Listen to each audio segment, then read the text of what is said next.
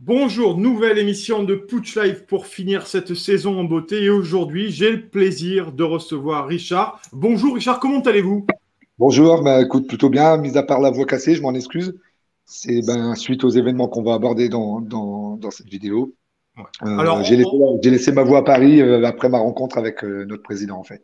Voilà. exactement. Alors, vous l'avez dit, Richard, vous êtes sous le feu des médias et aussi dans les discussions des Gilets jaunes depuis pratiquement 48 heures. Parce qu'on le rappelle, hein, vous avez croisé Emmanuel Macron au Jardin des Tuileries après la manifestation de samedi et vous êtes tombé nez à nez avec le président. Et alors là, il s'en est suivi une discussion, la vidéo a buzzé, on vous a vu, le président qui s'adresse directement à des Gilets jaunes. Et on va parler de ça. On va parler aussi de votre engagement Gilets jaunes parce qu'il n'y a pas que le buzz chez Putsch. Le buzz, c'est pas très important. Ce qui est intéressant, c'est l'engagement de citoyens comme vous aujourd'hui qui se sont engagés chez les Gilets jaunes, en fait, qui se sentent Gilets jaunes et citoyens français. Je voudrais qu'on commence par une question très simple. Je voudrais qu'on revienne au début de votre engagement. Richard, quand est-ce que vous avez décidé de mettre le gilet jaune pour finalement revendiquer une série de mesures, hein, on ne va pas les rappeler ici, on les connaît tous, les mesures, les revendications des gilets jaunes. À quand ça remonte cet engagement, Richard? Alors, au jour où j'ai vu, alors c'est même pas la vidéo de Jacqueline Moureau, je crois que c'était à l'époque, hein, il me semble. C'est même pas cette vidéo-là qui m'a fait sortir dans la rue.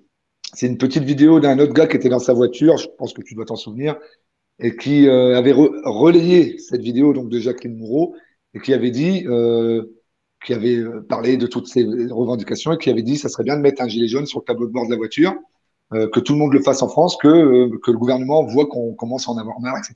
Donc cette vidéo-là aujourd'hui, on n'en entend plus trop parler, c'est dommage parce que c'est lui qui est véritablement à l'origine du mouvement gilet jaune. Je crois qu'il préfère rester revenir dans l'anonymat et je le comprends d'ailleurs. Et donc, Ouais. voilà, donc j'ai dit, oui, c'est ça, c'est ce qu'il faut faire. Il faut quand même qu'on s'exprime parce que c'est pas le tout d'aller mettre un bulletin de vote dans une urne et puis après laisser passer les choses. Donc, j'ai mis, ce jour-là, j'ai décidé de mettre, moi, mon gilet jaune sur le tableau de bord de la voiture. Mais pour moi, ça devait s'arrêter à ça à la base, tu vois. Et puis, il y a eu l'appel donc du 17 novembre, c'est ça, Oui, 2018, hein. 17 novembre, ouais. Et donc, je me suis dit, comme il y avait des appels, on savait qu'il allait se passer des choses, des prises de rond-point, des blocages. Je me suis dit, bon, on va y aller, quoi. Ici, dans ma petite ville, on va essayer de voir ce que ça donne. Et puis voilà, donc j'ai décidé, après concertation avec d'autres habitants de ma ville et des entourages, de voir un peu ce qui se passait. Et il y avait des propositions de fait, de prise de rond-point, de blocage de zones commerciales à l'époque. Richard, c'est des gens que vous connaissiez? C'est des gens que vous connaissiez, les gens avec qui vous avez pris les ronds-points, ou c'est des gens que vous aviez jamais vus avant dans votre ville? Non, non, il y en avait, bon, il y en avait quelques-uns, forcément, parce que ça allait vite et ça parlait beaucoup. Donc ça allait vite, mais sinon, on s'était donné rendez-vous ici, près d'un kiosque qu'on a par chez nous, là. Et bon, il y avait 300, 400 personnes qui étaient venues à ce rendez-vous, une espèce de réunion à l'air libre, pour pouvoir justement aborder ce sujet-là. Et donc, voilà, j'ai rencontré des gens que je connaissais évidemment, mais plein d'autres de la ville et des villages alentours. Et on a fait connaissance comme ça. C'est parti de ça, en fait. Et donc, comme il y avait plusieurs points à bloquer, donc pour le tout premier samedi, il fallait des gens pour déclarer les manifs, c'est obligatoire. À l'époque, on avait encore le droit de faire plein de choses. Et donc, il fallait 3 personnes par lieu pour déclarer les manifs. Donc, je me suis proposé à l'époque, j'ai dit, bon, moi, je suis d'accord. Donc, on a un tout petit, pas un village, mais une toute petite ville à côté de la mienne qui est Gauchy. Moi, j'ai décidé de prendre ce rond-point-là parce que c'est une zone commerciale Intermarché et j'ai dit, bah, moi, je veux bien prendre celui-là. Et j'ai déclaré ma toute première manif, mon premier rond-point, ce jour-là, à cet endroit-là. Et c'est parti, tout est parti de là ensuite. Voilà. Et donc, depuis ce jour-là, je suis gilet jaune et les actions continuent. Alors, c'est plus les mêmes choses maintenant parce que ça s'est tassé dans les petites villes et moyennes villes. Mais je suis toujours sur le coup. La preuve, j'étais à Paris encore samedi et il y a 3 semaines avant, j'étais même en garde à vue pour 24 heures, donc c'est dire. Donc voilà. Oui. Et quel bilan tirez-vous finalement des 2 premières années? Parce que quel bilan tirez-vous finalement du mouvement des Gilets jaunes? Alors, on en est à tout près, oui, 2 années. C'est parti d'un truc euphorique, forcément, parce que c'était nouveau, c'était inédit dans notre pays, même si on peut parler des autres événements qu'il y a pu y avoir à d'autres générations, 68, 36, même jusqu'à la Révolution, si tu veux. Mais on n'avait jamais connu vraiment ça. C'était enthousiasmant, forcément, parce qu'on s'est dit là, le peuple français va se soulever vraiment. L'image qu'on donnait à l'étranger était positive, parce que je m'informais, je voyais ce qui se passait autour, les pays étrangers. et s'intéressaient à ce qui se passait en France. Et ça les a d'ailleurs encouragés à faire la même chose dans certains pays à l'époque. On se rappelle de Hong Kong, on se rappelle du Liban, même l'Irak à un moment donné, la Colombie, tous ces pays-là qui ont marché dans nos pas, en fait. Et donc, au début, moi, j'étais ravi. Ensuite, le manque de structure, euh, l'interdiction absolue d'être, comment je dirais, pas encadré. Je ne veux pas parler de chef, de leader, parce que vous savez que c'est des mots que les gens n'aiment pas beaucoup. Je vais écraser ma clope parce que ça se fait pas de Oui, comme parce qu'on ça. va, on va se faire taper sur les doigts par le Ouais. CSA à force. Et voilà. Donc, la cigarette est fortement Ah, là, là. décommandée. Par contre, le gaz lacrymogène, lui, ne l'est pas. C'est ça qui Voilà, est. alors, donc, éviter de fumer, voilà, je fais ma petite phrase de prévention. Voilà. Donc, il y a eu un manque, à un moment donné, on a été confronté à ce refus. Bon, le fait qu'on se dise apolitique, moi je suis tout à fait d'accord là-dessus, il n'y a aucun problème là-dessus, et encore plus aujourd'hui d'ailleurs, mais le refus par une majeure partie des Gilets jaunes d'être guidés, on va dire, guidés, ça a nuit au mouvement. Parce que aujourd'hui encore, on le voit, on ne sait plus trop sur quel pied danser, on ne sait plus trop où aller. Moi, je vois les manifs aujourd'hui. Il faut du lundi jusqu'au samedi, il faut vérifier sur Facebook s'il y a quelque chose qui va se passer quelque part parce qu'on n'est jamais sûr. Samedi, là, il y avait sept rassemblements sur Paris. Sept. C'est pas logique. Donc, le manque de communication entre les gens fait que ça part un peu dans tous les sens. C'est ça que je regrette aujourd'hui. Mais le mouvement est toujours là, il existe toujours et j'en suis plutôt fier. Moi, dans mon petit coin, j'en suis plutôt fier que ça continue. Faut Mais c'est surtout vrai que pas arrêter. ce manque de coordination au début et cette volonté de ne pas avoir de chef, c'était aussi chez les Gilets jaunes, d'après ce que j'ai compris et ce que j'ai analysé de ce mouvement que je suis depuis très longtemps et qu'on suit chez Putsch aussi, c'est qu'il y avait une telle défiance envers la classe politique, des leaders, des gens qui gouvernent, qui sont responsables, que les Gilets jaunes finalement ont eu peur d'être trahis au sein même de leur propre rang. Finalement, c'est l'analyse que je porte. Est-ce que vous la partagez, cette analyse, Richard? Oui, bien sûr, c'est ça. En fait, ça part d'un bon sentiment. Le fait de dire on refuse tout leader, ça part d'un bon sentiment. C'était évident. À la limite, j'ai envie de dire, même encore aujourd'hui, je suis d'accord sur ce principe-là. Avoir un leader, ça veut dire que bah, tu obéis à des ordres, tu obéis à des directives, etc. Et on veut en sortir de ça. Donc forcément, c'était pas, ça partait d'une bonne intention. Le problème, c'est qu'on s'est rendu compte, en tout cas pour beaucoup, que ça marche pas comme ça. Ça ne marche pas parce que les gens attendent. Moi, je suis liveur à la base, j'ai une toute petite audience. Enfin, j'avais une petite audience avant les événements et je recevais régulièrement des messages dans la semaine où on me disait on fait quoi samedi, on fait quoi samedi, on fait quoi samedi, on va où, qu'est-ce qu'on fait, on fait un rond-point, on fait un péage, on fait une manif, on fait une opération escargot. Il est là le problème. Et dès que tu commences à sortir un peu la tête de l'eau, c'est-à-dire de, de te faire entendre un peu plus que les autres, eh ben, t'en avais déjà qui te marchaient un peu dessus pour te remettre à leur niveau à eux. Et à chaque fois, ça repart comme ça. Donc, et aujourd'hui, on en est toujours là.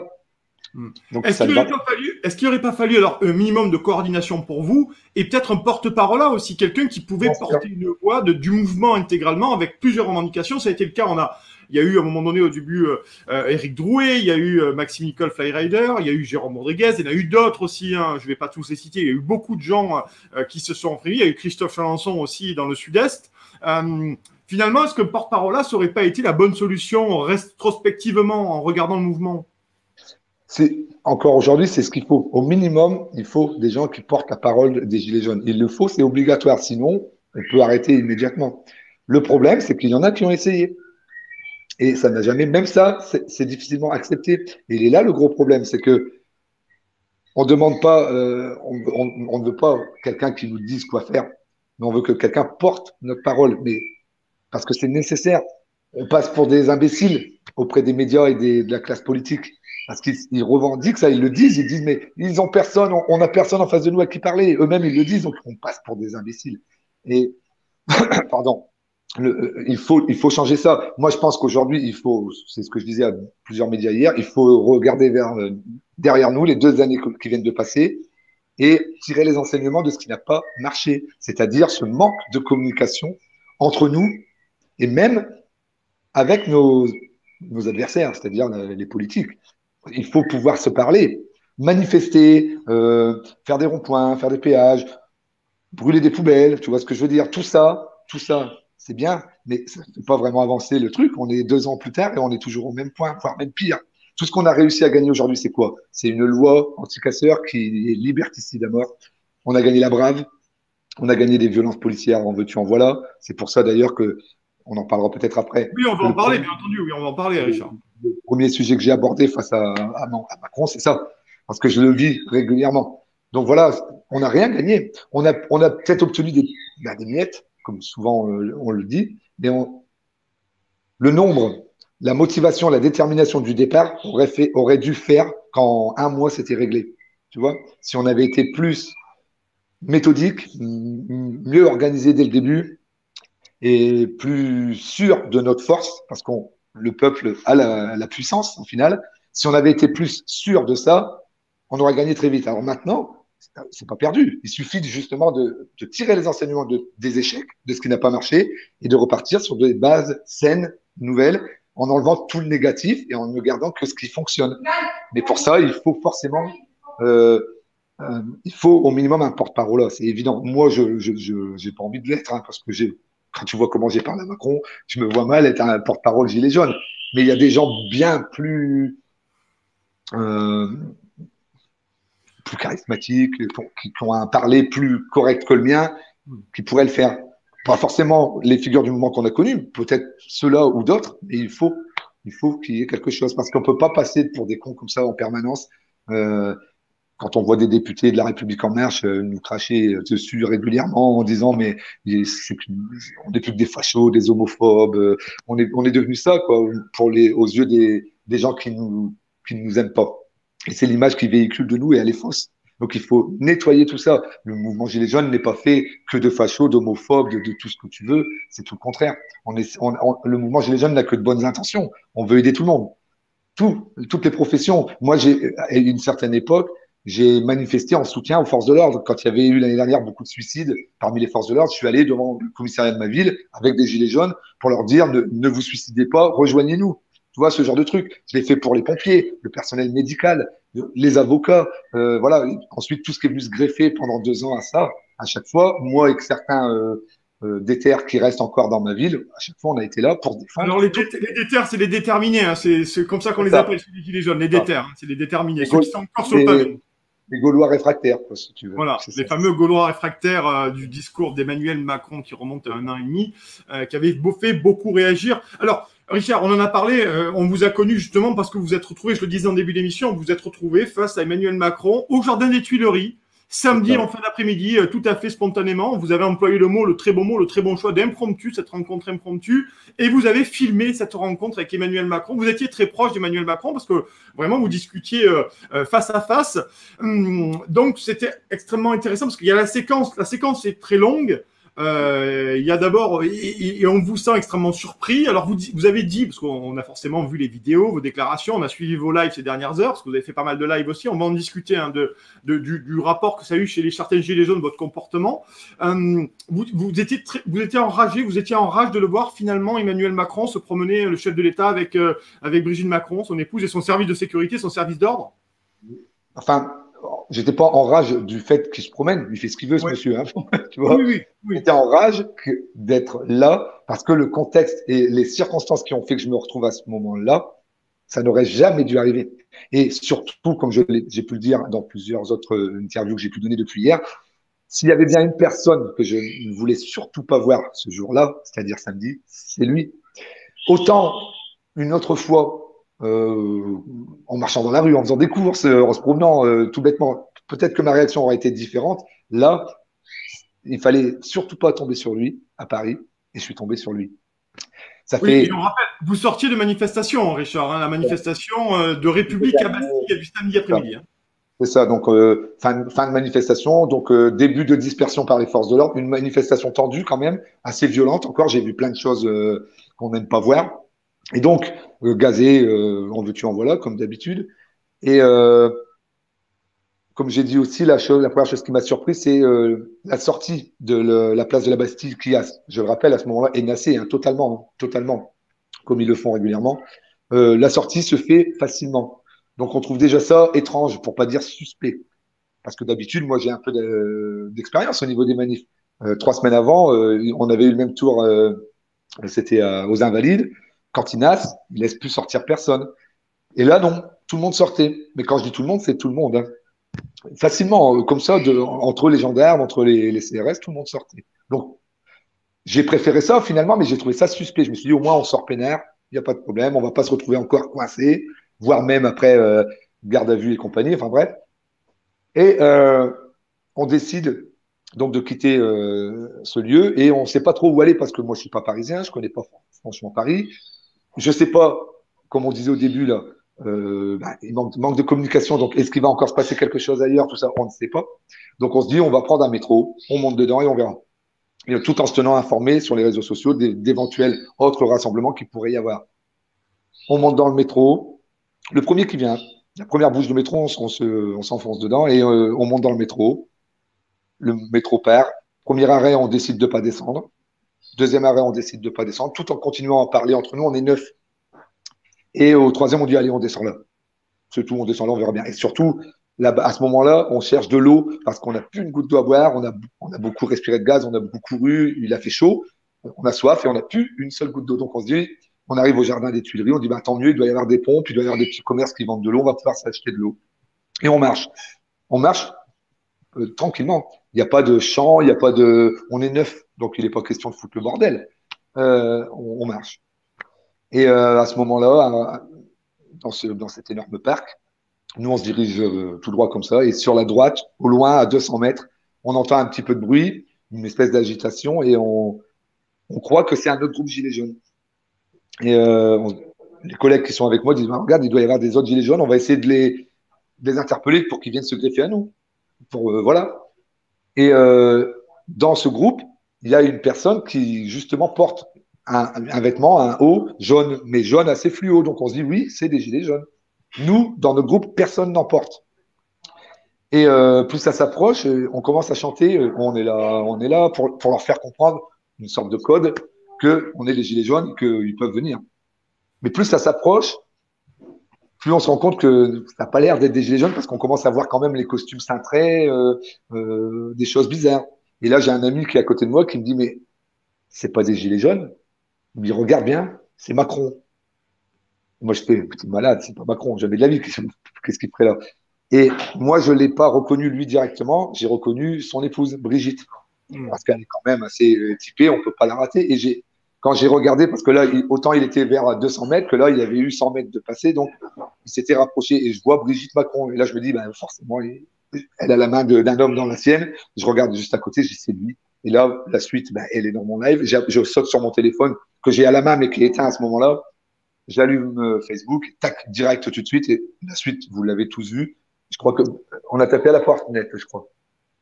Je crois qu'on a tapé. On a tapé à la porte, je crois.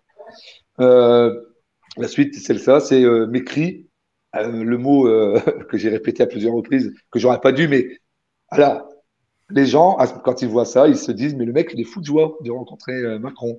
C'est tout le contraire. En fait, à ce moment-là, quand je crie et que je dis, oh mon Dieu, mais s'il y a bien quelqu'un que je ne crois pas que je suis face à lui, évidemment, ça donne l'impression que je suis groupé. Oui, il y avait, les gens pensaient que c'était de l'idolâtrie, pardon. C'est ça. Alors que la vérité, comme je l'ai dit à plusieurs reprises, à ce moment-là, si vous reprenez vraiment le live, mais il faut le décortiquer pour se rendre compte de ça. Si vous reprenez le live, au début, je me mets en mode miroir pour que les gens voient qu'il est derrière moi. Et juste après, si vous regardez bien, si vous analysez correctement le live, vous allez voir que je m'éloigne. Parce qu'à ce moment-là, je suis borderline, c'est-à-dire que je suis à deux doigts, soit de lui dire des choses très graves, soit d'aller même au-delà de ça. C'est-à-dire qu'il est vraiment très près de moi. Il est là. J'ai rêvé de ce moment-là, mais dans les rêves, j'ai fait des choses bien plus. Tu vois ce que je veux dire? Bien je me plus suis dit, répréhensible et condamnable par la loi, ouais. voilà, c'est ça. Et là, heureusement qu'on a, malgré ce que nos détracteurs pensent de nous, on a quand même un cerveau qui fonctionne encore un peu. Et heureusement que ma conscience m'a dit recule-toi. Enfin, en fait, je me suis pas reculé, je me suis avancé. En fait, je me suis éloigné de lui de quelques pas. C'est là que dans la vidéo, si tu as eu l'occasion de la revoir, je me mords même le poing à un moment donné. Je fais, mais c'est pas possible, je suis comme ça avec le point serré, ce point-là, normalement, il doit aller là-bas, quoi, tu vois. Mm. Et je le fais pas. Et c'est pas plus mal, franchement. De là, lui, il continue à marcher avec sa garde rapprochée, hein, et Brigitte, et il nous dépasse. Et j'ai un de mes collègues qui commence à chanter Macron démission, quelques fois. Là, il revient sur ses pas, et première Et provoque. il vous souhaite un bon 14 juillet, je crois, le Voilà. Et chef il de l'État. dit, j'ai été élu de façon démocratique et je vous souhaite un Oui. bon 14 juillet. Ça, c'est la provoque, hein. Pour nous, on le ressent comme Vous, ça. C'est une... vous l'avez ressenti comme la provocation de la part du chef de l'État?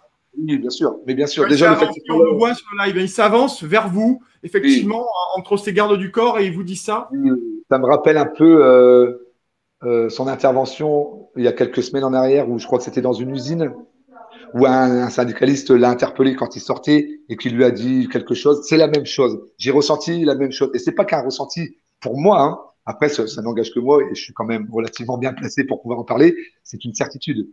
Ça, c'est une provocation. C'est même pas un ressenti, c'est une certitude. Il a provoqué. Après, je peux le comprendre. D'entendre Macron démission, quand on s'appelle Macron, c'est évident que ça fait pas plaisir.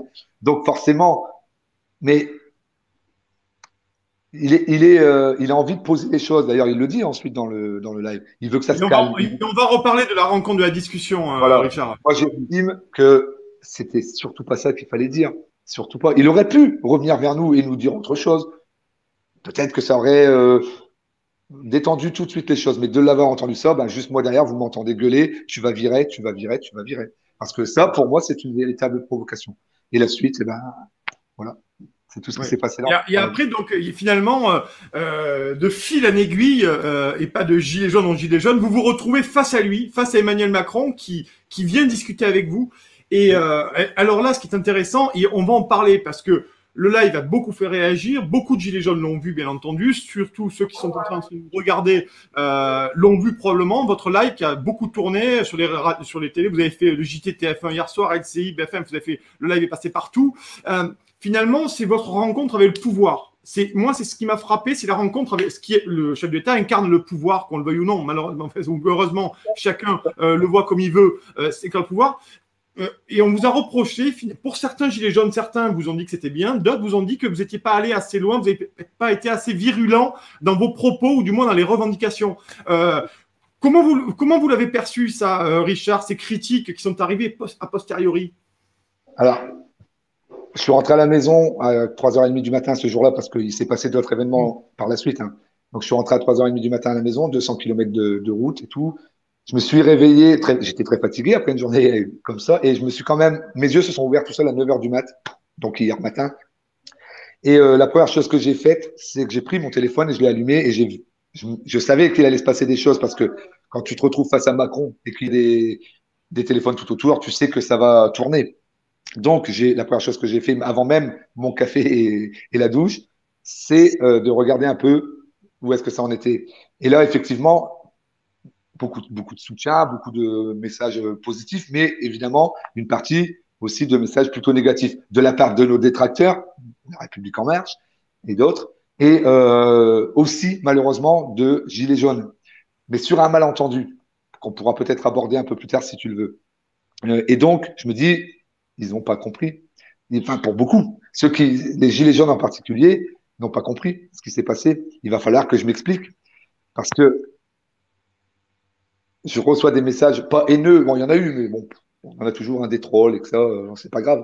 Mais des messages de colère, de déception de la part de Gilets jaunes, qui effectivement me disent, soit t'es pas allé trop loin, soit tu es allé trop loin. C'est-à-dire que il y en a certains qui me disaient le mieux que tu aurais dû faire, c'est carrément de lui mettre un dos et de ne même pas lui adresser la parole, de le filmer, de montrer qu'il est là à côté de toi et de t'en aller. Et d'autres, par contre, me disaient mais tu étais à 50 centimètres de lui, pourquoi tu lui as pas mis un pain? Et Ouais. là, et Il y a après d'autres, effectivement des excès de violence de gens qui sont sur voilà. des téléphones et qui, oui. Et à côté de cela, tu avais ceux qui me reprochaient de ne pas avoir mis en avant toutes les revendications, gilets jaunes et autres, depuis le début du mouvement. À ça, je leur ai répondu, j'ai essayé de leur répondre. Ce qui s'est passé là, c'était pas prévu du tout. Que je sortais d'une manif tendue, gazée, crevant de soif, et que énervé, forcément déjà énervé avant la rencontre, et que si, encore une fois, comme j'ai dit tout à l'heure, la seule personne que je voulais surtout pas voir à ce moment-là, c'était lui.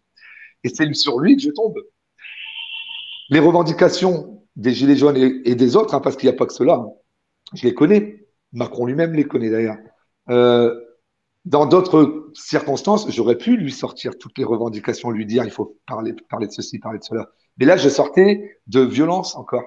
Donc la première chose qui m'est venue à Hmm. l'idée, c'est arrêter avec la brave, parce que moi, en tant que manifestant régulier, depuis le début du mouvement, ce que je vois dans les manifs, ça vient malheureusement trop souvent, pas toujours non plus, mais trop souvent de la part de la brave. Les provocations viennent souvent de la brave. Donc la première chose, et beaucoup de gilets jaunes et beaucoup de manifestants te le confirmeront, hein, la première chose qui m'est venue à l'idée quand je me suis retrouvé face à lui, quand ça s'est un peu détendu, je lui ai dit, arrêtez avec, virez la brave, arrêtez avec cette partie de la police.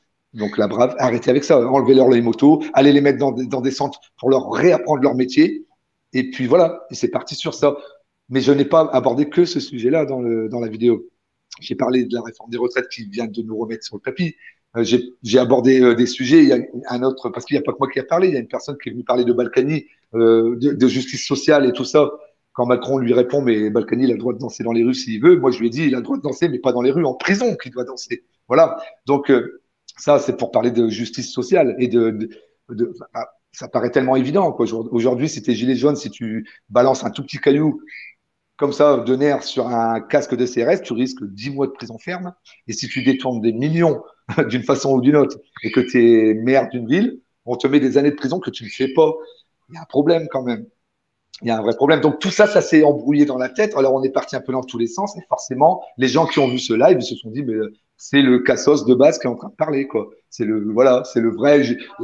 L'image du gilet jaune aujourd'hui, c'est ça, c'est le gros bourrin, tu vois ce que je veux dire? Donc ils m'ont vu comme ça et ils ont cru, ils ont peut-être raison, je suis peut-être un gros bourrin, j'en sais rien, mais ils m'ont vu comme le mec qui a aucun argument face à Macron et qui sait pas quoi lui dire, quoi. Alors qu'en fait, je suis à ce moment-là dans un état de nerf que je n'ai, je crois, jamais vu, jamais ressenti avant de ma vie. Hmm. Voilà. Mais effectivement, c'est assez révélateur du mouvement des Gilets jaunes. On le voit d'ailleurs dans toutes les vidéos qu'on suit depuis très longtemps, même dans les manifestations, dans les regroupements, les coordinations. Il y a des gens qui sont plus excessifs, il y a des gens qui sont plus en retrait, et il y a souvent des scissions entre certains groupes, certains membres, de certaines zones géographiques, où certains estiment qu'on en fait pas, qu'ils en font pas assez, que vous en faites pas assez, d'autres trop. Finalement, c'est tout ce mouvement. Mais je voudrais revenir à cette rencontre avec Emmanuel Macron, qui incarne le pouvoir, qui incarne la Ve République, qui incarne l'État. Vous, ça vous a perturbé finalement d'avoir Emmanuel Macron, même si vous l'avez, j'imagine, tensé depuis des mois et des mois et des mois et critiqué sa politique et sa façon d'être. On imagine que là, quand on se retrouve face au président, on se retrouve un peu décontenancé, Richard. Surtout quand c'est vraiment pas prévu. Surtout ça. Euh, il est président de la République malgré tout. C'est quand même le personnage le plus puissant de notre République. C'est pas rien de se retrouver face au président de la République. C'est pas rien. On peut, moi, j'ai une détestation absolue pas de l'homme, encore une fois, que ce soit bien clair, parce que les gens souvent disent, enfin, ils oublient souvent de faire la différence entre l'homme et le président. L'homme, je ne le connais pas du tout. Donc, je ne veux pas détester un homme que je ne connais pas. Ce que je déteste, c'est ce qu'il fait depuis qu'il est là. Tout ce qu'il a fait depuis qu'il est là, c'est mauvais. Pour 90% de la population française, ce qu'il fait depuis qu'il est là, c'est mauvais. Donc, c'est ça que je déteste. Donc, malgré tout, ça reste quand même le président de la République. Et moi, j'ai malgré tout le respect des institutions, j'ai le respect de tout ça. Je suis pas quelqu'un qui, je suis un violent, quoi, de nature. Je suis pas quelqu'un de violent, même si c'est peut-être pas l'image que j'ai donnée sur le coup. Mais oui, j'ai été, ah, voilà, c'est Macron, quoi, et voilà. Et ça a duré une seconde. Ensuite, j'ai voilà, j'ai oublié qu'il était le personnage absolu de l'État, l'homme le plus puissant de France. J'ai oublié ça et je le tutoie, je l'appelle Manu. Voilà quoi. Je veux dire après, je lui parle comme si c'était un mec que je croisais dans la rue, quoi, tout bêtement, hein. Mais Mais malheureusement, au niveau des arguments, ça n'a pas été terrible, quoi. J'ai pas. on peut pas, non, on peut pas, vous pouvez pas refaire l'histoire et refaire ce passage. Peut-être que ça vous réarrivera de rencontrer Emmanuel Macron. Mais s'il y avait quelque chose que vous aviez pas dit, que vous auriez aimé dire à Emmanuel Macron, vraiment quelque chose qui vous tenait à cœur concrètement sur les revendications des Gilets jaunes, s'il y avait vraiment quelque chose, une seule chose à retenir que vous auriez aimé dire, même si la situation est souvent, c'est quand même assez impromptue, donc difficile à appréhender. Si c'était à refaire là tout de suite, la première chose que j'aurais dû lui dire, c'est vous avez obtenu nos bulletins de vote. Et quand je dis nos, c'est pas le mien, parce que moi, il l'a pas eu, mais je veux dire, du peuple français, on vous a donné un mandat. Donc, vous avez demandé notre parole, on vous l'a donnée. Maintenant, il faut l'écouter, notre parole. C'est-à-dire que ça suffit pas d'être élu. C'est pas le tout de venir nous parler pendant une campagne électorale, de venir nous faire des promesses, et ceci et cela, et de ne plus nous écouter une fois que c'est fait. Donc, dans d'autres circonstances, dans d'autres conditions, c'est ça que je leur ai dit en premier. Écoutez votre peuple plus que vous ne l'écoutez aujourd'hui, parce qu'il ne nous écoute pas. Et je parle pas uniquement des Gilets jaunes, hein. En grande partie, il n'écoute personne, sauf ceux qui l'ont ceux qui l'ont incité à être là où il est aujourd'hui. Donc c'est ça que j'aurais dû lui dire. On n'a pas fait que vous élire. Voilà. Maintenant, vous êtes là pour 5 ans, maintenant beaucoup moins, j'espère. Travaillez pour nous et écoutez-nous. Alors, ça nous rapproche du RIC, qui a été réclamé par les Gilets jaunes.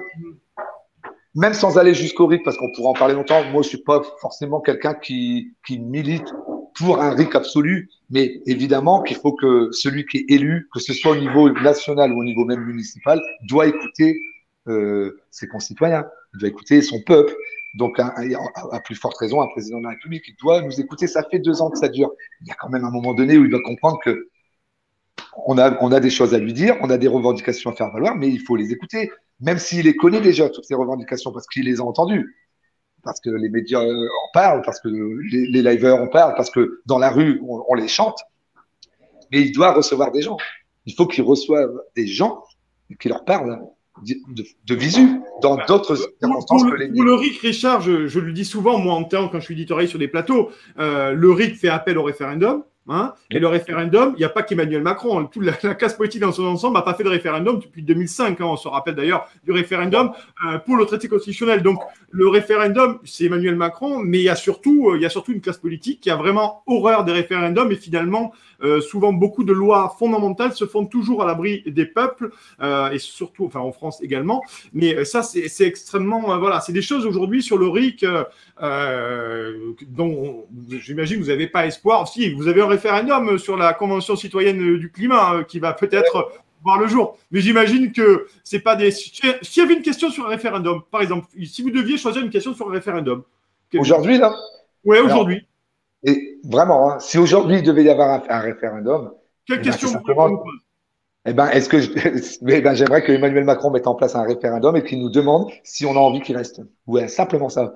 Comme le général de Gaulle l'a fait en son temps. Simplement, vu qu'il est sûr de lui, vu qu'il est persuadé qu'il fait des choses bien, et vu qu'il est persuadé que le peuple français est derrière lui, j'allais dire qu'il porte ses couilles, je vais pas le dire parce que, voilà, je l'ai dit quand même, qu'il le fasse. Qu'il le fasse maintenant, qu'il ose dire, je vais vous demander si vraiment la majorité des Français souhaitent que je reste à la tête de l'État. Voilà. Ouais. Vu qu'il est sûr de lui, comment ça ? Ils vous rétorqueront, ou l'État, ou Emmanuel Macron vous rétorquera qu'il a été élu et que la prochaine échéance, c'est en 2022. D'ailleurs, je voulais revenir sur la phrase. Vous avez dit, j'ai bien écouté votre live, je l'ai revu. Chez Putsch, on l'a décortiqué parce que j'ai vu que vous l'avez décortiqué aussi pour répondre aux attaques dont vous avez fait l'objet dans vos lives hier. Vous avez fait pas mal de lives. Vous avez dit à un moment donné, Macron, je le sanctionnerai, je vous cite, à peu près ça, dans les urnes. C'est intéressant parce que vous êtes quand même citoyen, et même dans une situation de tension, on va dire, allez, parlons de tension démocratique, vous, Gilets jaunes, par rapport à Emmanuel Macron, vous avez quand même, vous dites, je le sanctionnerai dans les urnes. Donc finalement, vous êtes un citoyen à part entière, à part entière. Bien sûr, moi, je suis absolument contre l'abstention. Je continuerai à dire qu'on est dans un pays où il nous reste de moins en moins de liberté, mais on a quand même encore un droit, c'est celui de vote. Et que venir crier, chanter, manifester dans les rues, demander des choses, demander des RIC, demander des choses comme ça, et ne pas aller voter, il y a un problème. Il faut utiliser ce dernier pouvoir, un des derniers pouvoirs qu'on a. Donc, moi, je dis que, évidemment, il faut le sanctionner et il faudra le sanctionner en 2022 par la voie des urnes, puisque de toute façon, on ne pourra pas faire autrement. Il n'y a rien d'autre qu'on puisse faire contre lui. Il faudrait quoi? Il faudrait foutre le feu au pays totalement, je sais pas, mais c'est pas le but. Richard, alors j'ai une question. Hein. Vous parlez, vous êtes contre l'abstention, et c'est louable, bien entendu, mais encore faut-il qu'ils se mettent en face des électeurs une offre politique qui puisse donner envie aussi à des gilets jaunes ou à des citoyens, au peuple français dans sa majorité, de pouvoir aussi voter pour des gens qu'ils estiment crédibles et valables pour mener le pays sur des réformes qu'ils jugent cohérentes.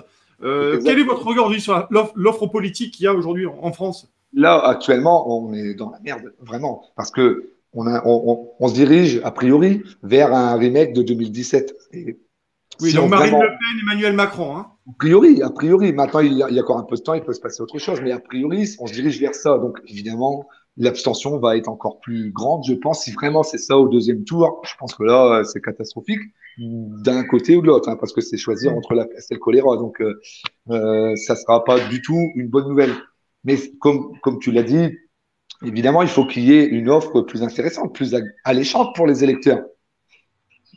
Donc, c'est pour ça que tout à l'heure, je te disais, il faut arrêter de refuser qu'une tête sorte de l'eau au mouvement des Gilets jaunes. Il faut accepter que quelqu'un puisse sortir un peu du lot. Ça donnera peut-être justement quelqu'un d'autre. D'ailleurs, l'histoire s'est faite avec les grands hommes ou les grandes femmes, d'ailleurs, peu importe, mais l'histoire s'est faite grâce aux grands hommes. Hein. C'est une grande théorie politique. Est-ce que l'histoire s'est faite par le peuple ou par les grands hommes? Aujourd'hui, si quelqu'un veut incarner quelque chose et pouvoir rassembler, vous savez, c'est le mot à la mode, rassembler. D'ailleurs, Jean Castex en a parlé hier, il veut réconcilier les France. Il faudra bien à un moment donné que quelqu'un sorte du lot pour pouvoir porter un projet pour la France.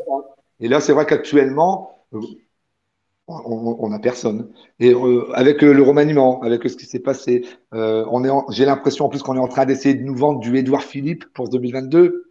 Parce que bizarrement, étant donné que Macron, il est quand même, au fond de lui, il sait qu'il est quand même pas super aimé et que sa réélection n'est pas du tout garantie pour le moment. Et qu'il suffirait vraiment, après ça, c'est mon point de vue, je le glisse là, j'en profite pour le glisser, il suffirait qu'un Édouard Philippe décide de faire une baladuresque, c'est-à-dire de se présenter pour les Républicains, pour que Macron quitte l'Élysée très rapidement et se retrouve chez Rothschild au lendemain du deuxième tour. Voilà. Donc, mais pour nous, ça changerait rien parce que ça serait le même. Il a été son premier ministre. Mais voilà où on en est aujourd'hui, c'est-à-dire il y a des gens qui seraient prêts à voter pour une éventuelle candidature d'Édouard Philippe juste pour virer Macron. C'est là où on en est aujourd'hui. Moi, j'en ai marre dans ce pays d'être obligé de voter contre quelqu'un. Je veux voter pour quelqu'un. Ça fait trop longtemps qu'on vote contre quelqu'un. Chirac, Le Pen, on a voté contre Le Pen. Macron, Le Pen, ça a été la même chose et ça risque d'être encore la même chose. Je veux pouvoir voter pour quelqu'un avec enthousiasme, voter avec enthousiasme, avec espoir. Et pour l'instant, là, c'est vrai que là, il n'y a pas moyen. Est-ce que vous croyez, par exemple, qu'il pourrait, à un moment donné, sortir une personnalité, une figure comme ça, venue de nulle part, issue de la société civile, mais vraiment de la société civile, qui pourrait avoir du charisme, une vraie vision pour la France, que ce soit sur les enjeux nationaux, sur les enjeux sociétaux, sur les enjeux européens, qui pourrait, à un moment donné, d'ici 2 ans, se révéler et apporter une alternative crédible et enthousiasmante, pour reprendre vos propres mots, Richard? Je le souhaite, en tout cas. Je le souhaite. Parce que sinon, on est parti pour 50 plus, avec tout ce que ça engendre. On voit ce que ça donne déjà au bout de 3 ans. J'ai du mal à imaginer qu'on puisse vivre encore 7 années, pardon. On va quand même faire passer pour un. Bref, 7 années comme ça, c'est pas possible. Donc, évidemment que je souhaite que quelqu'un sorte du lot, venu de nulle part. Il reste très peu de temps. Macron est déjà en campagne. Ce qu'il a fait avec moi et mes camarades samedi, c'est de la campagne électorale. Il n'est pas venu là par hasard. D'ailleurs, si tu le permets, je vais faire une toute petite parenthèse à ce sujet par rapport à la rencontre.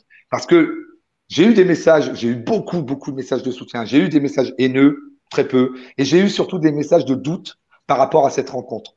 C'est-à-dire que, étrangement, beaucoup de gens, gilets jaunes ou pas, mais beaucoup de gilets jaunes ont cru, sont même persuadés que cette rencontre n'était pas impromptue. Oui, c'était organisé.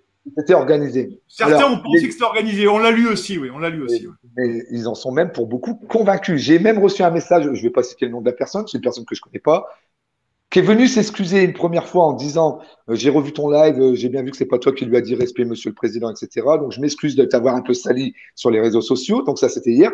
Et ce matin, le même me renvoie un message insultant en me disant allez à vous, espèce de combien t'as touché. Voilà. Comme si ça dit c'était. quoi, Richard? Ça dit quoi, ça, finalement? On a l'impression quand même qu'il y a un soupçon, une odeur permanente de complotisme en permanence. Quoi qu'il se passe. Voilà, et le gros, ça c'est un des problèmes du mouvement Gilets jaunes, c'est le complotisme. Je suppose que avant ces événements, tu ne me suivais pas et c'est tout à fait normal, je le comprends. Si tu as à un moment donné un peu de temps à perdre, tu descends sur mon mur, tu vas voir que je suis un liveur, je fais des lives et je parle de tout plein de sujets. Et s'il y a bien un truc que je ne supporte pas, c'est le complotisme. Je ne l'aborde que très rarement dans mes lives, quel que soit le sujet, la 5G, tous ces trucs-là, tu vois, tout ce qu'on entend parler, bah, ce genre de trucs, des rencontres soi-disant mises en scène, des ceci, je ne les aborde pas, ces sujets. Même des sujets beaucoup plus graves. Le complotisme, euh, je pense qu'il y en a. Il y a des choses qui sont pas très claires. Hein. Mais moi, personnellement, je ne les aborde pas dans mes lives. Je n'aborde pas ces sujets-là. Et de là que des gens viennent me dire, cette rencontre-là, elle a été mise en scène. Il suffit de prendre mon mur, de remonter sur les 2 dernières années.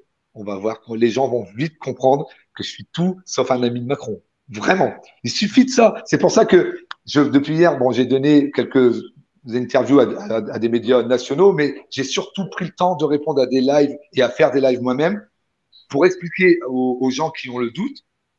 Regardez mon mur, jetez un coup d'œil sur mon mur sans tout vous taper parce qu'il y en a beaucoup, mais balayez mon mur, vous allez voir que tous mes lives et tous mes posts sont anti la République en marche. Je suis anti la République en marche. Je suis pas foncièrement. Oui, vous êtes un opposant. Vous êtes un opposant. Total, mais même au-delà, je crois qu'il y a les opposants. Moi, je suis encore, tu vois, s'il y avait un truc derrière, je suis là.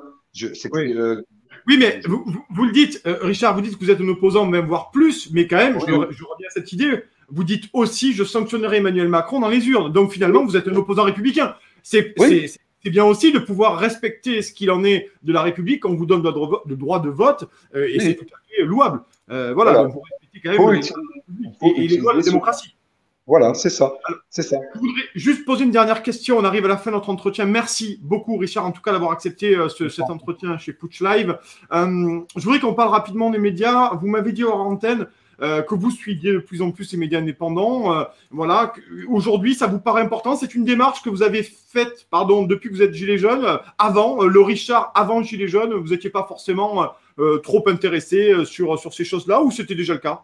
Bon, j'étais un citoyen, comment on va dire, normal. C'est-à-dire que les infos, l'actualité, je ne la prenais que sur les chaînes d'infos françaises, comme la plupart des gens le font, et malheureusement le font encore aujourd'hui. C'est-à-dire BFM TV, CNews, LCI, le journal de 20 heures de toutes les chaînes. Et évidemment, le point positif que je peux retirer du mouvement Gilets jaunes, s'il devait y en avoir au moins un, c'est celui-là, c'est que moi, personnellement, ça m'a ouvert les yeux sur les mensonges et sur les connivences entre le pouvoir et les médias traditionnels. Ça, avant, je m'en foutais. Moi, j'étais pas fan, ça serait non, mais j'étais j'étais téléspectateur de BFM TV. Je me levais le matin, j'allumais ma télé, je mettais BFM TV et j'écoutais les infos. Je tenais ça de mon papa qui faisait pareil à la radio. Il allumait RTL, il écoutait la radio le matin. Moi, j'allumais BFM TV, j'écoutais ce qui s'était passé la veille ou la nuit précédente. Aujourd'hui, je vous le dis, je fais la même chose. C'est-à-dire que j'allume BFM TV, mais plus du tout pour écouter les infos, pour écouter leurs mensonges.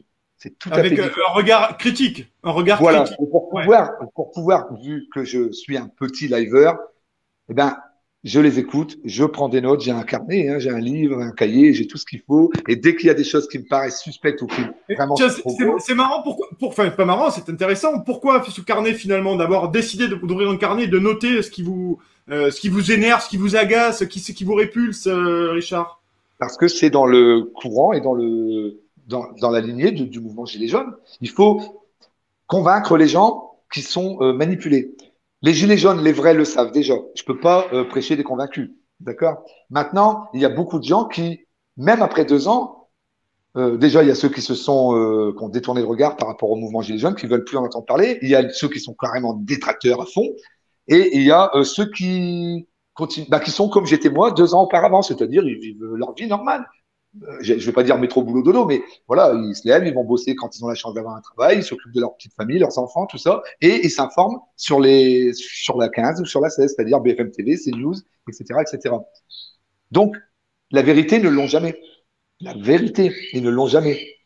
Ils ont la vérité qu'on leur donne, qu'on leur sert. Donc, moi, je suis plus devenu quelqu'un, j'essaye de contredire leur vérité à eux. Voilà. C'est-à-dire que quand il y a un truc tellement gros, on pourrait parler de ce qui s'est passé pendant la crise du coronavirus, on pourrait parler de plein de choses, on pourrait parler des alliances entre certaines partis politiques pendant des élections, des tas de choses comme ça.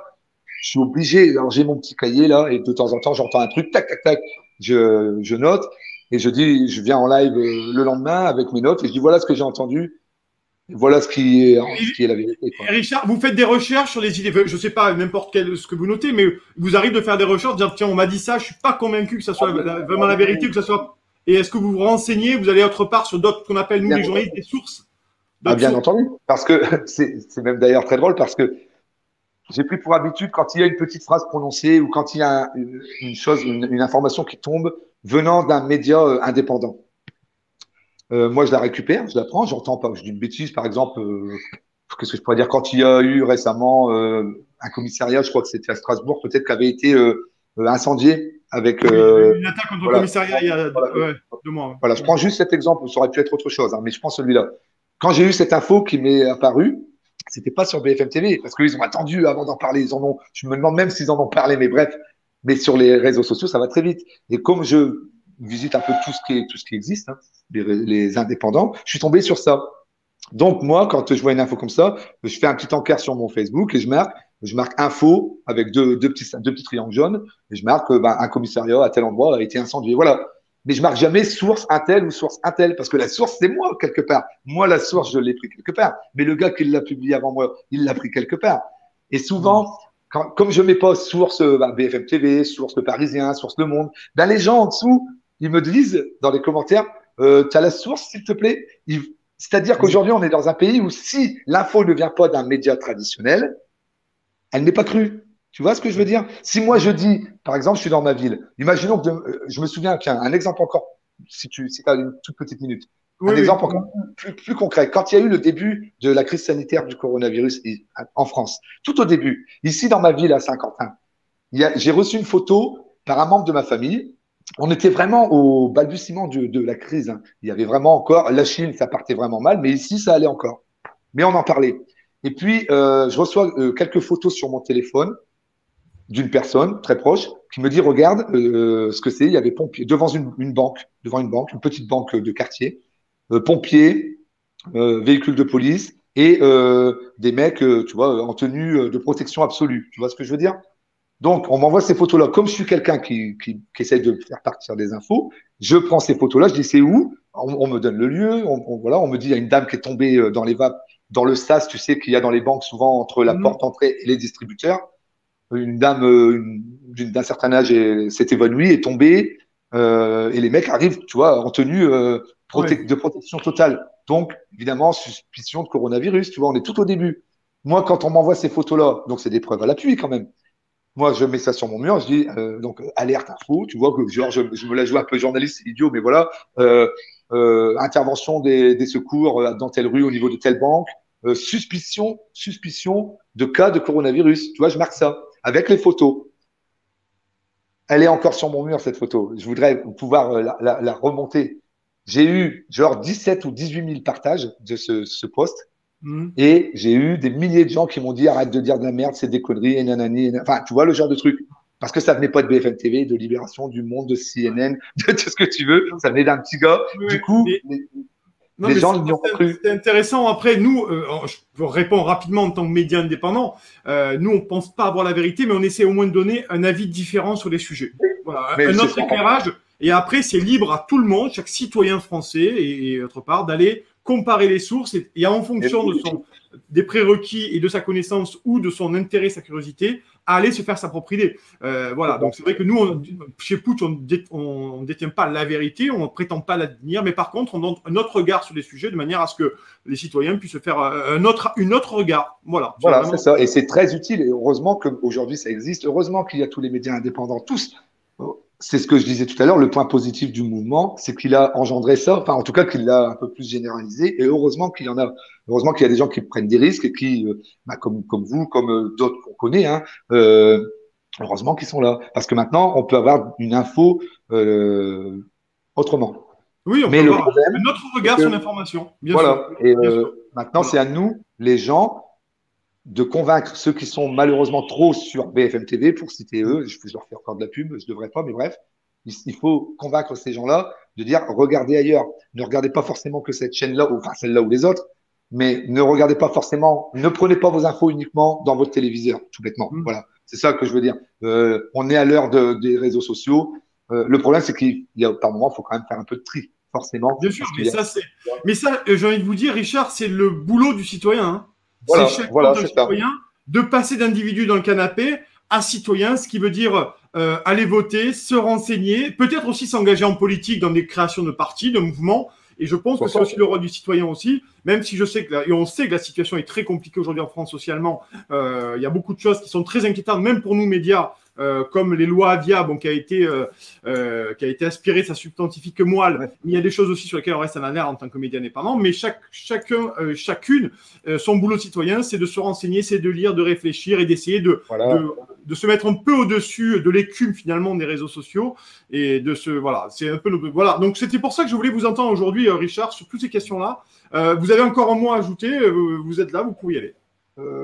Juste pour conclure, on a abordé le sujet de la manif, on a abordé le sujet de la rencontre avec le président de la République. Il faut savoir que pour mon cas, je le dis très rapidement, ça s'est pas terminé là, puisque après 10 minutes après la rencontre avec le président de la République, on est tombé nez à nez avec des forces de l'ordre de la gendarmerie nationale, et ça a duré. C'était un simple. Il faut bien que ce soit clair.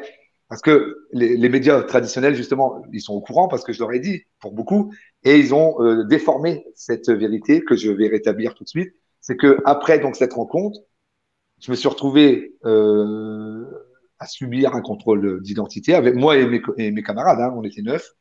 Et ce contrôle d'identité, un simple contrôle d'identité, a duré 5 heures.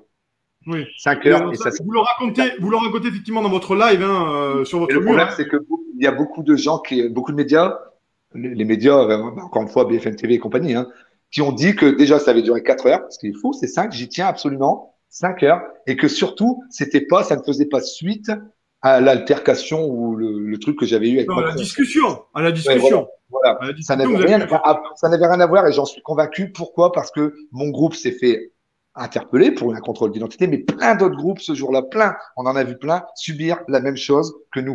Donc ça n'avait rien à voir avec la rencontre avec Macron.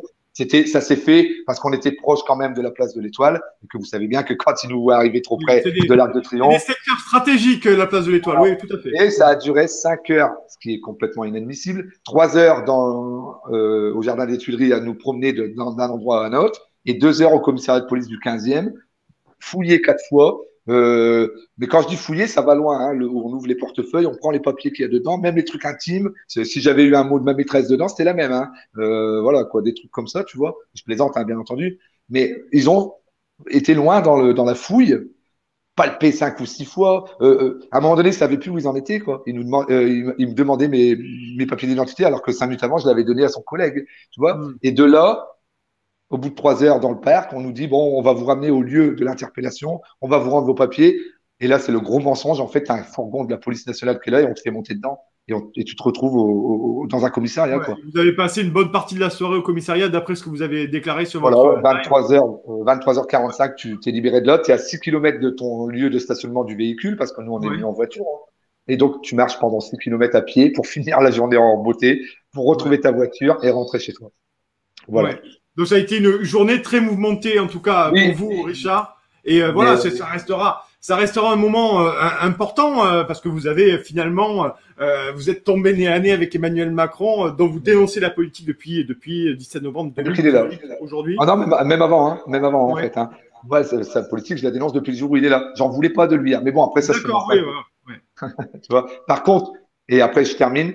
Euh, Vraiment, vraiment, je sais qu'il y a des gilets jaunes encore aujourd'hui, et même des citoyens en colère parce il y a tous ces gens-là. Je sais que des gens auraient aimé que, que ce soit que ce soit mieux fait, que je dise des choses plus intéressantes, plus importantes, que je fasse valoir vraiment les revendications des gilets jaunes. Je me suis confondu en excuses par rapport à ça, parce que c'est vrai qu'avec le recul, je me dis, ah, si tu avais dit ça, si tu avais dit ça, si tu avais dit ça. Mais je regrette de ne pas avoir eu les mots face à lui, véritablement. Encore une fois, je m'en excuse auprès de tous les gens qui auraient aimé être à ma place, on va dire. Mais croyez-le, c'est pas facile. Ça a beau être la personne que tu aimes le moins. Ça a beau être la personne à qui tu as justement envie de dire des choses quand tu es en face. C'est la réalité. C'est la réalité. Et surtout, dans un tel contexte, c'était pas facile. J'ai essayé. Moi, je le redis, là, je me permets et de finir là-dessus. Manu, si tu m'entends, appelle-moi et on se parle. Mais là, on prépare le truc. C'est tout ce que je veux, moi. Aujourd'hui, autant avant, j'aurais refusé, Oui. avant cette rencontre. Autant j'aurais toujours dit, je veux pas le voir. Là, maintenant, étant donné, quand je vois ce que ça a donné, bah maintenant, je suis prêt, moi. Maintenant, Vous moi, seriez, il m'appelle, il me dit, ouais. vas-y, viens, on va se voir. Ok, tu me donnes une date, une heure, et puis là, je prépare. Moi, là, je prépare.